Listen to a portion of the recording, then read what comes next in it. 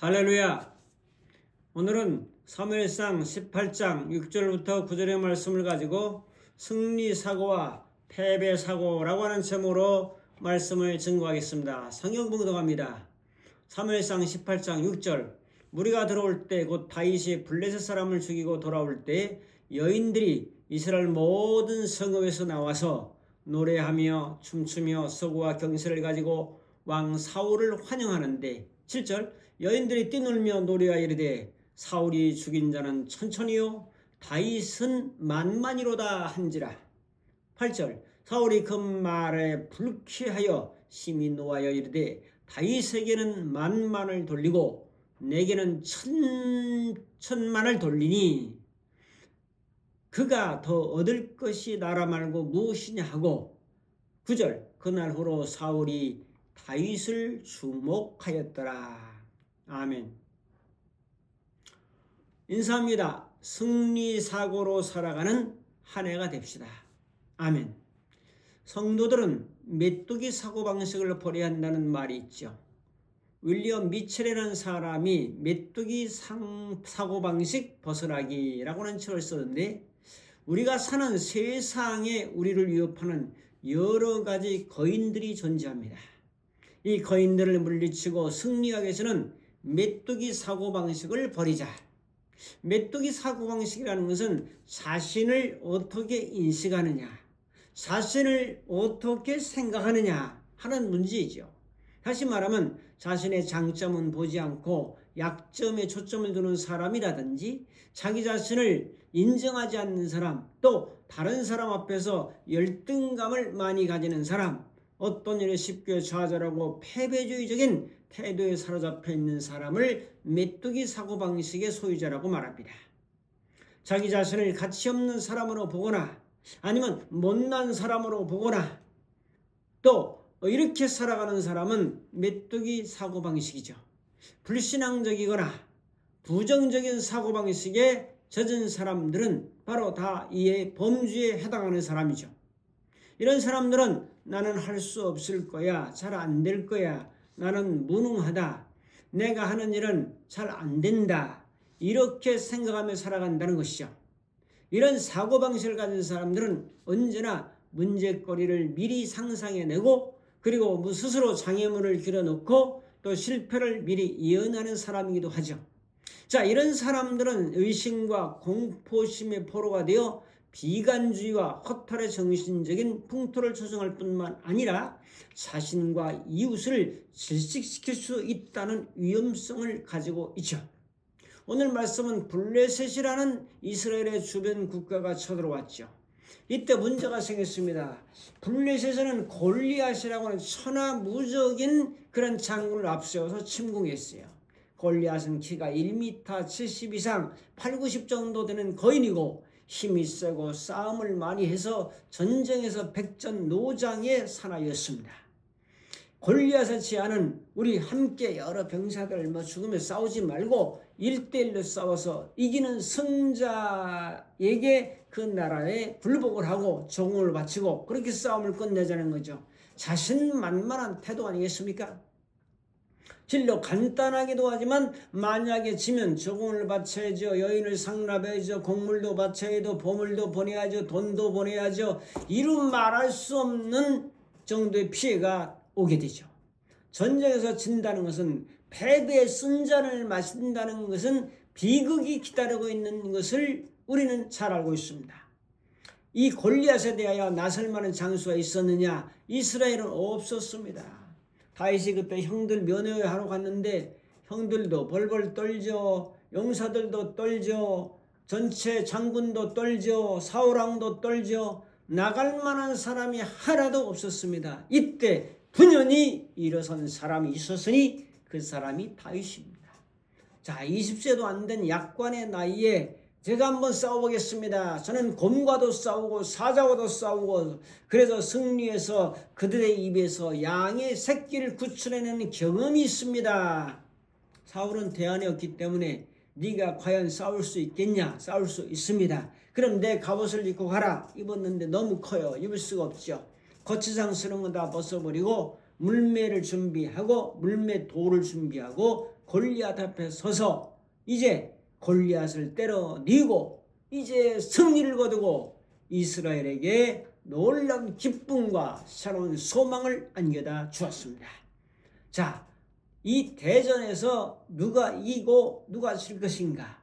자, 사람에게는 어떤 문제나 인생의 상황에서 몇 가지 사고가 있죠. 첫째, 다윗의 승자 사고를 배우자는 건 승자, 승리자.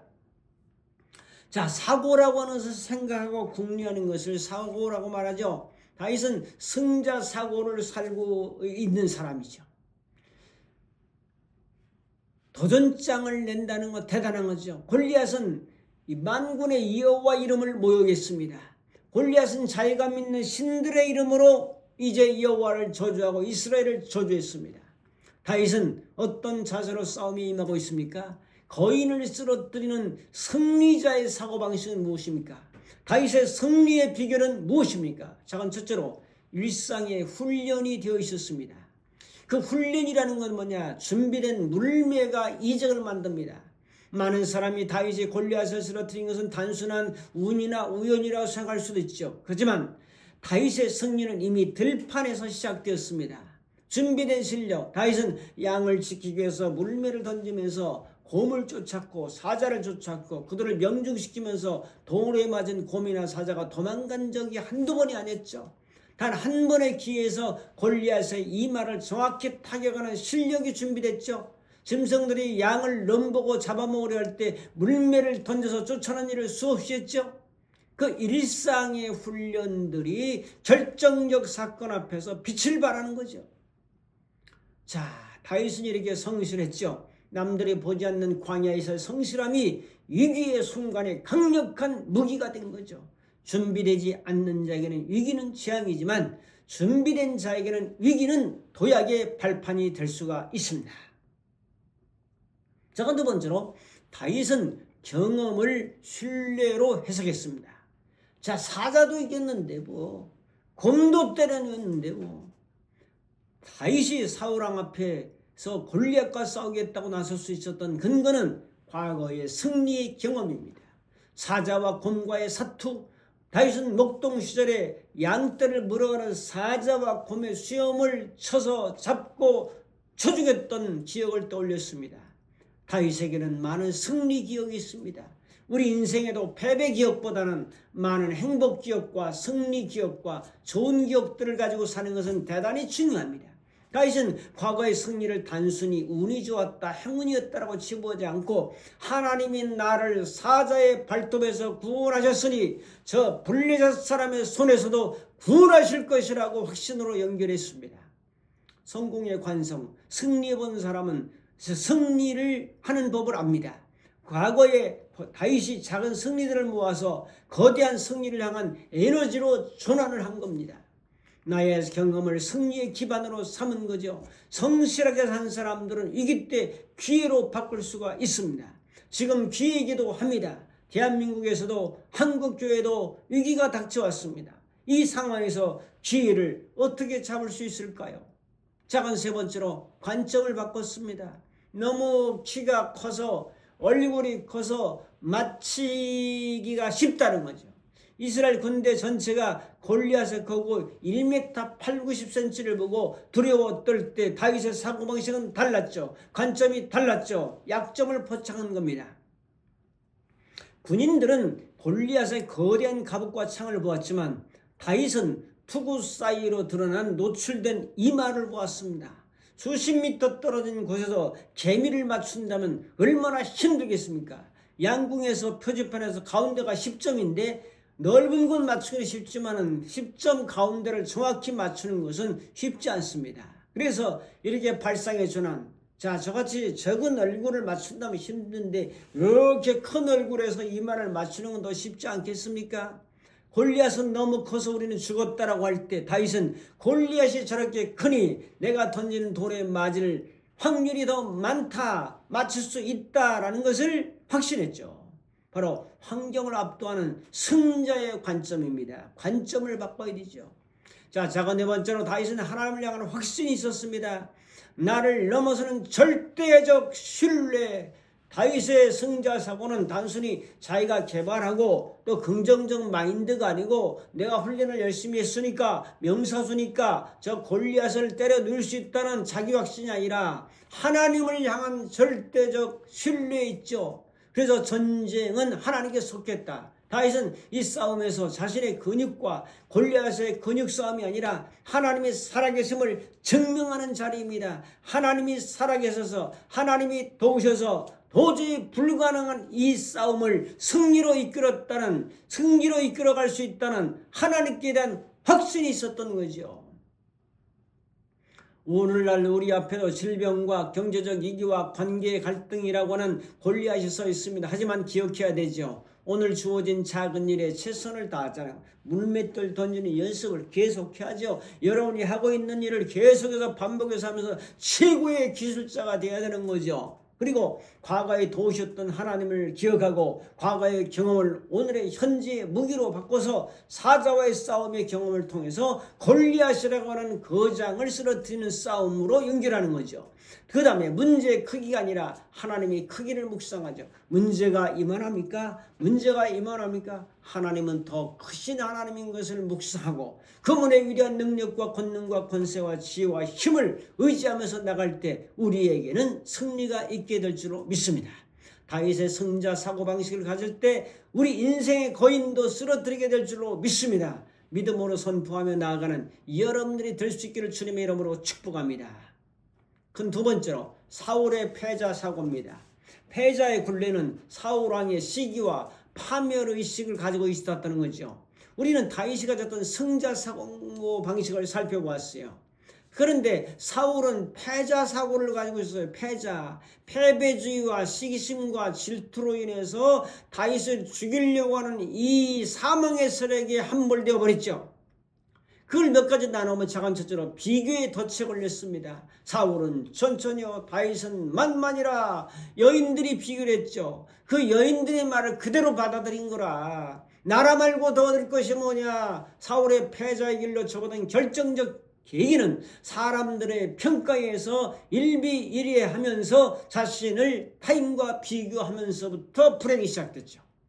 비교하는 마음의 독성, 골리앗을 물리치고 돌아오는 길에 여인들이 한 그 말, 그 노래를 듣는 순간 사울의 마음에는 승리의 기쁨과 감사는 사라지고 불쾌함과 분노가 가득 찼다. 불쾌하다고 말합니다. 부정적인 마음을 가진 패자의식으로 가는 지름길이죠. 패자의 시선은 승자는 자신의 사명에 집중하고 하나님의 말씀에 집중하지만 패자는 늘 타인의 성과에 눈을 돌립니다. 사울은 하나님이 자신에게 주신 왕의 직무보다 다윗이 받는 박수 소리에 더 민감했죠. 여인들의 함성과 박수에 더 기분이 나빴죠. 여인들의 소리를 지를수록 기분이 더 나빠가지고 다운됐죠. 남의 승리와 성공에 박수할 줄 몰랐죠. 이것이 시기와 질투로 변심되면서 창을 던져 다윗을 죽이려 했고 3,000명의 군사를 불어서 다윗을 잡아 죽이려고 이잡듯이 돌아다녔던 그런 패배주의자로 바뀌지 않았습니까? 자, 두 번째로 사울은 위기의식을 가졌습니다. 내 자리를 빼앗길지 모른다. 왕위를 빼앗길지 모른다. 왕위를 찬탈할지 모른다는 위기의식, 공포의식. 패자사고의 핵심은 불안에 있습니다. 세상의 자원은 한정되어 있고 누군가 잘되면 내가 손해를 본다는 사고방식이요. 누군가 내 자리를 탐하고 나를 밀어내고 왕위를 찬탈할지 모른다는 망상에 사로잡혔습니다. 위기의식의 왜곡은 사울은 다윗을 든든한 조력자나 충성스러운 신하로 보지 않았어요. 대신 자신의 왕자를 위협하는 그러한 찬탈자, 탈취자로 본 거죠. 그래서 사울은 방어적 태도를 가지고 그에게 더 돌아갈 것이 나라 말고 무엇이냐. 나라까지 이제 다윗에게 돌아가겠구나. 사울은 아직 일어나지도 않은 미래의 위협에 대해서 사로잡혀가지고 행복과 평안을 모두 내던져버리고 말았습니다. 이것이 바로 패자의식입니다. 자, 세 번째로 부정적 에너지를 발산했습니다. 시기를 발산하고 질투를 발산하고 이제 죽이겠다는 이 살인의 마음을 발산하며 창을 던지죠. 사울의 패자 사고는 결국 구체적인 폭력과 파괴로 이어집니다. 사울의 창을 보면 사울은 자신을 위해 수금을 타는 다윗을 향해 창을 던졌습니다. 심지어 나를 돕는 조력자를 원수로 만들었습니다. 그는 영적으로 고립됩니다. 사울이 다윗을 시기할수록 하나님의 영은 그를 떠나버리고 말았고 악신이 그를 괴롭히고 말았습니다. 패자의 사고방식에는 악신이 역사합니다. 그 사람을 죽이려고 합니다. 창을 던집니다. 사랑하는 성도 여러분, 여러분 승자 사고를 가지고 사실지언정 이제 패자 사고를 가지면 영혼이 병들고 결국 하나님과의 관계가 단절되면서 하나님의 영이 역사하지 아니하고 하나님의 영이 떠나면서 그는 패망의 길로 걸어가지 않습니까? 자, 네 번째로 두려움을 가졌습니다. 두려움은 이 세상 사람들의 마음에 근거하고 있는 가장 큰 위협입니다. 하나님이 아닌 사람을 두려워하죠. 사울이 이토록 다윗을 죽이려 했던 근본적인 이유는 그의 자존감이 없는 거죠. 하나님이 아닌 사람들의 인정에 뿌리를 두고 있죠. 불안한 권위를 가지죠. 하나님이 세우신 왕이라는 확신이 없기 때문에 사울은 다윗의 인기가 높아지는 것에 견딜 수가 없죠. 두려움은 전이가 됩니다. 옮겨집니다. 사울은 다윗을 두려워했고 만군의 여호와를 두려워해야 할 왕이 한 소년을 두려워하면서 평생을 쫓아다니는 시간 낭비, 자원 낭비, 물질 낭비, 에너지 낭비를 하지 않았습니까? 성도 여러분, 우리는 승자 사고를 가져야 되겠습니까? 패자 사고를 가져야 되겠습니까? 여러분들의 마음속에는 무엇이 도사리고 있습니까? 비교를 멈추고 감사를 회복합시다. 하나님께서는 각자에게 맞는 달란트를 주셨고 우리는 다윗의 승리는 이스라엘의 승리, 남의 성공을 박수할 줄 알고 기쁨을 삼을 줄 알고 참 잘했다고 격려할 줄 아는 사고가 승자 사고요. 이것을 비난하게 되면 패자 사고를 벗어날 수가 없는 겁니다. 하나님 앞에서 자신의 가치를 인정하고 사람의 박수 소리는 안개와 같습니다. 변체는 하나님의 사랑 안에서 질투의 창을 내려놓고 정말 믿음의 방패를 가지며 성령의 검을 가지고 도전하는 골리앗 같은 세력을 믿음으로 승리하며 순종으로 승리하며 은혜로 승리하며 전진하는 우리 모두가 되기를 주님의 이름으로 축복합니다. 사울은 사람을 죽이려 했습니다. 죽이려 하다가 자기가 먼저 죽게 됩니다. 예수님은 사람을 살렸습니다. 죽은 자를 살렸습니다. 다윗과 예수님과 요셉과 다니엘의 세 친구 모두 다 사람을 살린 자입니다. 모세도 그렇고 여호수도 그렇고 사람을 살리라, 사람을 살리라. 식물을 잘 기르는 사람, 식물을 잘 살리는 그런 은혜가 있는, 은사가 있는 사람이죠. 동물을 잘 기르고 키우는 사람, 동물을 잘 키울 수 있는 은혜가 사랑이 있는 사람이죠. 우리는 식물보다 동물보다 사람을 살려야 한다는, 한 사람을 살리자라고는 이런 성공의식을 가지고 승리 사고를 가지고 나갈 때 진실로 다윗의 승자 사고는 여러분의 승자 사고가 될 줄로 믿습니다. 요한복음 10장 10절에 도적이 온 것은 도적질하고 죽이고 멸망시키기 위해서 왔지만 예수님이 오신 것은 생명을 얻게 하고 더 풍성하게 하시기 위해서 오셨다고 말씀합니다. 우리는 생명의 사람이요, 은혜의 사람이요, 능력의 사람이요, 하나님이 함께하는 사람이요, 하나님이 도와주는 사람이요, 하나님이 인도하는 사람이라는 승자 사고를 가지고 2026년도도 사셔서 주님 안에서 승리하는 승자들이 다 될 수 있기를 주님의 이름으로 축복합니다. 기도하겠습니다. 고마우신 하나님 아버지, 승자 사고와 패자 사고 앞에 승자 사고를 가지고 살았던 다윗처럼 저희들도 도전하는 모든 골리앗의 세력을 물리치고 승자가 되도록 은혜를 베풀어 주실 줄을 믿고 예수님의 이름으로 기도합나이다. 아멘. 축도합니다. 이제는 십자가에서 위대한 승리를 거두신 우리 주 예수 그리스도의 무한하신 은혜와 승리를 향해서 나가는 자를 더욱 사랑하시는 하나님 아버지의 극진하신 사랑하심과 승리할 수 있도록 힘주시고 능력 주시고 지혜와 권능으로 역사하시는 성령님의 교통하심이 오늘 승자 사고를 가지고 2026년도를 살아가기를 원하는 모든 심령들 머리머리 위에 저들의 가정과 섬기는 교회와 이 민족과 전 세계 위에 이제부터 영원토록 함께 있을지어다. 아멘.